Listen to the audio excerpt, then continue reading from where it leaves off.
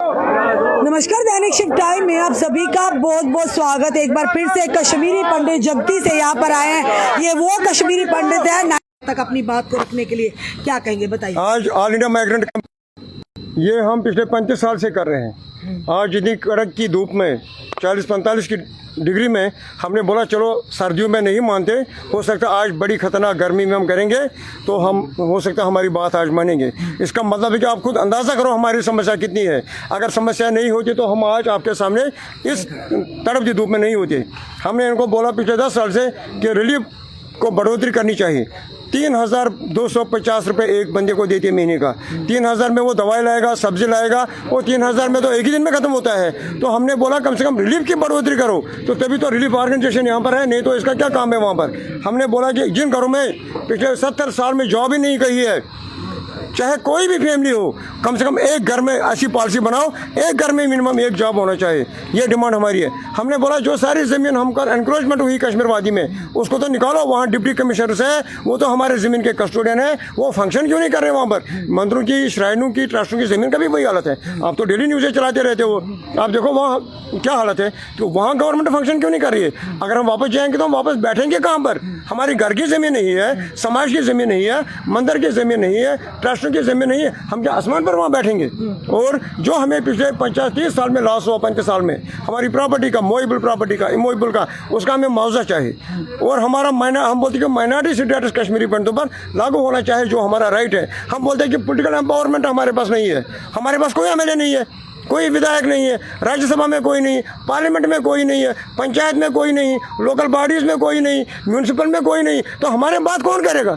हम अमेरिका से बंदा लाएगा, अफगानिस्तान से बंदा लाएगा, हमारी बात करेगा। हमको तो बनने देते नहीं, हमको तो चांद से देते नहीं। हम बोलते हैं कि कम से कम हमारे रिप्रेजेंटेटिव हो, हमारे महिलाओं का हिस्सा उसमें हो, हमारे जेंडर्स का हिस्सा हो, जो हमारी बात करेगा। हमें डिप्टी कमिश्नर से बात करनी है, हमें सीएम से मिलना है, तो सीएम हमें टाइम देता नहीं, क्योंकि हम तो इन्होंने हमको अपने खाते में रखा ही नहीं है। आपके लिए एक पोर्टल भी बनाया गया था जिसके माध्यम से रिश्मा जी वो सब झूठ का झूठ है, कोई पोर्टल नहीं है। आप मुझे एक फैमिली बताओ जिसने पिछले 35 साल में अपनी जमीन छुड़वाई होगी, मैं उसको आपके सामने माला पहनाऊंगा।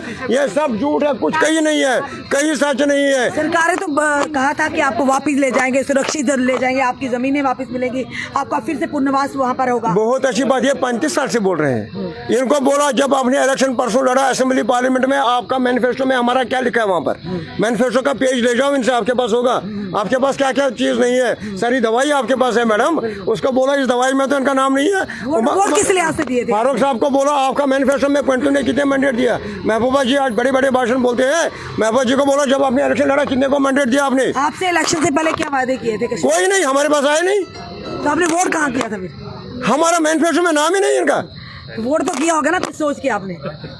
वो तो हम अलग बात है। अलग बात नहीं ना, वोट तो हमने इनको ही दिया सर, वोट ही तो की। वोट तो हमने वोट तो हमने इनको वोट दिया तो उनको अधिकार है, पूछिए। वही तो हमने लिखा ना, मेरा अधिकार मेरा घर। मेरा अधिकार कहाँ गया, मेरा जीने का अधिकार, मेरा हक कहाँ है। मैं देश का नागरिक हूँ। एक एमएलए, एक एमपी भी देश का नागरिक है, आप भी देश के नागरिक है, हम भी तो देश के नागरिक है। लेकिन मैंने देश बचाने के लिए घर त्याग दिया, उन्होंने अपना घर बचाने के लिए देश को लूट लिया।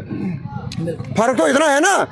एमपी बोलता है, एमएलए बोलता है मुझे 2 करोड़ तनख्वाह दे दो, मुझे 2 लाख से वरा नहीं आता है। हम बोलते हैं हमें 3,000 से बढ़कर 15,000 करो। समस्या तो यहाँ पर है। हम तो काफी देर से कवर कर रहे हैं, सुन रहे हैं कि आपको रिहेबिलिटी फिर से वापस पुनर्वास होगा, सुरक्षित जगह दी जाएंगी, आपके लिए अलग से कॉलोनियां बनाई जाएंगी। तो कितनी कॉलोनियां? इनको बोलो कॉलोनी के पैसे भी रखो, जो हमारे समस्या है पहले वो हल करो। हमारी रिलीफ की बढ़ोतरी 25,000 करो। जिन घरों में रोजगार नहीं है पहले वो रोजगार दे दो। जो हमारी जमीन एनक्रोचमेंट हुई, किसी ने एनक्रोच किया, क्यों किया। जो हमारी कॉलोनियां हटाई, क्यों हटाई। हमारा पॉलिटिकल एम्पावरमेंट, हमारा कोई एमएलए विधायक नहीं है, पहले उसको बनाओ। राज्यसभा और लोकसभा में हमें पूरा हिस्सा दे दो। अभी हमारे भारत सरकार की ट्रेन जा रही है, परसों प्राइम मिनिस्टर साहब ने इसका उद्घाटन किया था, माननीय प्राइम मिनिस्टर साहब ने।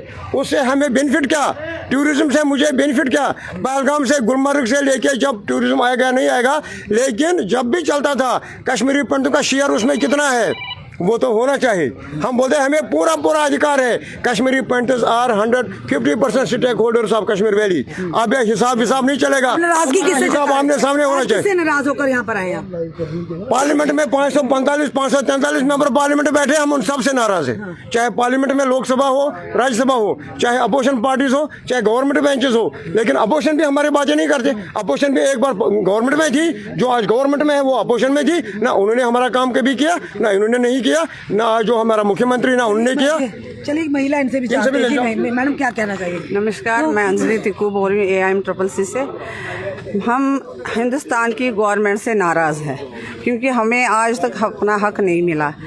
हम इसलिए नाराज़ हैं। मैं तो आपके माध्यम से ये कहना चाहती हूँ मोदी जी से, जितनी बार भी वो यहाँ पे आए, विज़िट किया, उन्होंने एक बार भी उन्होंने कश्मीरी पंडितों की सुध नहीं ली। एक बार भी वो हमें देखने नहीं आए। एक बार भी उन्होंने हमारे साथ कोई बात नहीं की। हमें को क्या दिया जाता है? 108 रुपया पर फैमिली मेम्बर मिलता है पर डे का रिलीफ। आप मुझे बताइए उससे हमारा घर कैसे चलेगा? हमारे बच्चे पढ़ रहे हैं, हम उनकी पढ़ाई पूरी करेंगे। जो बीमारियां लगी हुई हैं हम उनको देखेंगे, दवाइयां लेंगे, हम क्या क्या लेंगे उससे? जो राशन दिया जाता है वो भी देखिए आप देखेंगे उसमें आधा प्लास्टिक भरा हुआ है। चावल जो देते हैं वो प्लास्टिक, जैसे हमारे पेट खराब हो रहे हैं, सब सारी बीमारियां लग रही है। पानी हमारा गंदा आता है, पानी भी बिल्कुल साफ़ नहीं आता है, उसकी वजह से लिवर डिजीज़ हो रही है। जगती में आप जाकर देखिए, हर घर में आपको पेशेंट मिलेगा, हर घर में किडनी पेशेंट, हर घर में लिवर पेशेंट आपको मिलेगा। वजह ये है कि गवर्नमेंट हमें हमेशा से इग्नोर करती आ रही है। गवर्नमेंट ने 36 साल से हमें इग्नोर किया। हम 36 साल से घर अपना छोड़ के आए हैं, लेकिन हमारी सुध नहीं ली जाती है। 11 साल से तो हमारा रिलीफ भी नहीं बढ़ा है। हमें पता है कि मोदी सरकार ने बहुत कुछ अच्छे काम किए, बहुत बढ़िया काम किए, लेकिन एक बार कश्मीरी पंडितों की भी सुध लेते, इसलिए हम उनसे नाराज़ हैं। एक बार भी उन्होंने हमारी सुध नहीं ली। Thank you. धन्यवाद। बिल्कुल आप देख रहे हैं जगदीश से आज जो है कश्मीरी पंडित जो है माइग्रेट है। 90s का वो जीनोसाइड आपको भी याद होगा। आज भी वो दर्द जब कहीं ना कहीं याद करते तो पैरों तले जमीन निकल जाती। किस तरह से इन्होंने अपने आशियाने छोड़कर इन्हें भागना पड़ा था जम्मू कश्मीर के अलग अलग हिस्सों में। आज भी ये वही उसी कगार पे है। इनका कहना है कि हमें सरकारें आती जाती, हमसे वादा तो किया जाता है। पोर्टल भी बनाया गया था, आप जानते हैं, जहाँ पर इनकी जो जायदादों का पूरा जो इनकी एंसेस्टर्स की या ये कहे पूर्वजों की जमीनें जायदाद, इनकी जो पूरा डाटा था उस पर पोर्टल के माध्यम से कहा गया था कि वहाँ पर जानकारी दी, उन्हें वापस आपको उन्हें दिला दिया जाएगा। इन्होंने कहा कि सबसे पहले 11 साल से इनका रिलीफ नहीं बढ़ा है, वो रिलीफ भी बढ़ना चाहिए। उसके बाद घर में इन्हें पॉलिटिकल जो रिजर्वेशन वो भी, इसमें भी हिस्सेदारी होनी चाहिए, उसी पावरमेंट होनी चाहिए। उसी के साथ इन्होंने कहा कि हमारे जितने भी जो माइग्रेंट्स हैं जिन्होंने अपना घाटी छोड़कर अपना घर बार छोड़कर आए थे, उन्हें उनके परिवार में एक घर में नौकरी जरूर मिलनी चाहिए। और साथ ही साथ उन्होंने कहा जहाँ पर हमें जगती में रिहेबिलिटेट किया गया, आप देखिए वहाँ की हालात क्या है, वहाँ की कंडीशन क्या है। चलिए एक बार फिर से सरकार तक इन्हें अपनी आवाज़ रखी है। अब कितना इस पर काम होता है आने वाला समय बताएगा। फिलहाल अपनी राय रखिएगा और इस वीडियो को शेयर कीजिएगा। जुड़े रहिए ऐसे हमारे साथ अगले अपडेट के लिए। जय हिंद, जय भारत।